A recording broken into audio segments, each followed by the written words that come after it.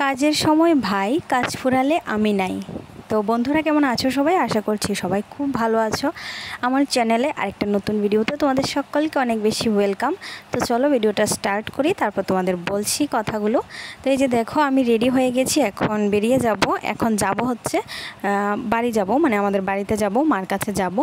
আর এখানে বাড়িতেও রান্নাবান্না সব শেষ করে স্নান টান করেই কিন্তু বেরিয়ে গিয়েছিলাম বাড়িতে। আর এই যে দেখছো, বেরিয়ে পড়েছি আবার রাস্তায়, মানে এটা আমাদের বাড়ির রাস্তা না, তোমরা চিনতেই পারছো, এত বন জঙ্গল নেই আমাদের বাড়িতে যাওয়ার সময়, সোজা রাস্তা, 2 মিনিটের রাস্তা, চলে গেলাম। তো সেখানে গিয়ে অনসকে আগে মায়ের কাছে দিয়ে দিলাম, কারণ ওর হলো এটা স্পেশাল একটা ঠিকানা যেখানে ও নিরাপদভাবেই খাবে দাবে, স্নান করবে, ঘুমোবে, সেটা আমি জানি। তো সেই জন্য বেরিয়ে গেলাম আবার একটা কাজে। তো জানো তো, যখন আমার কাজ ছিল, আমি ভীষণভাবে যখন ব্যস্ত ছিলাম, নিজেকে ব্যস্ত করতে চেয়েছিলাম, তো তখন না মায়ের কাছে খুব বেশি থাকতাম। কেন জানো তো? যেন নিজের কাজটা সফল করতে পারি। তো এখন যখন আমার কাজটা হয়ে গেছে, এখন আর আমি আমার মায়ের খোঁজও রাখি না, খবরও রাখি না। মানে মা প্রত্যেক দিন কী খেলো না সেগুলি আমার আর জানার দরকার নেই, এরকম একটা। না গো, এমন না, সময় পাই না, তাই যেয়ে উঠতে পারি না। এই যে দেখো, বাইরের কাজ সেরে এখন চলে এসেছি বাড়িতে। এখানে মা দেখো আজকে কি রান্না করেছে।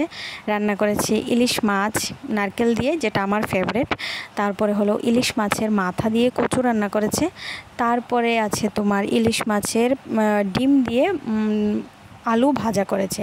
আর আমি বাড়ি থেকে নিয়েছিলাম পুঁটি মাছের তরকারি, আর হলো একটা শাক রান্না করেছিলাম, শাক ছিমের বিচি টিচি দিয়ে রান্না করেছিলাম সেটা।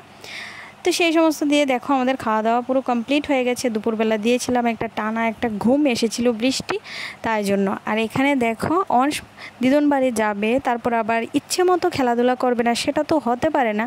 তো ইচ্ছে মতো বিকালটা কিন্তু কাটিয়েছে, যেমন চায় অংশ তেমন। বাড়িতে থাকলে তো সারাক্ষণ ঘরেই থাকে, ঘরেই ওর দিন সময় সব কিছু কেটে যায়। কিন্তু না গো, আমাদের বাড়িতে গেলে অনেক খেলা করে, অনেক খেলা করে, যেহেতু খেলার সাথীরাও আছে সেই জন্য। আর এই যে দেখো, বিকালটা এইভাবেই কাটিয়েছে। আজকে আবার চলে যাব বাড়িতে, বেশিক্ষণ সময় থাকবো না যদিও।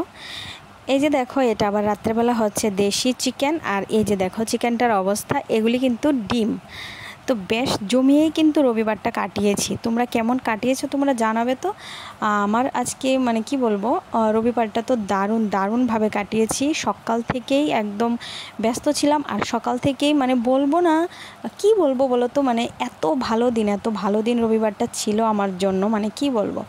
তো এখানে দেখো, মার সঙ্গে একটু আদর খাওয়াখাওয়ি হচ্ছিল, আর এখানে অংশ এসে ঢুকেছে, ভাবছে কি না কি। তো দেখেছো, ভালোই লাগে কিছুটা সময় না যখন মার কাছে যাই। এখন আর যাইও না বেশি একটা, এখন দেখিও না মা কি খাচ্ছে না সেটা জানিও না।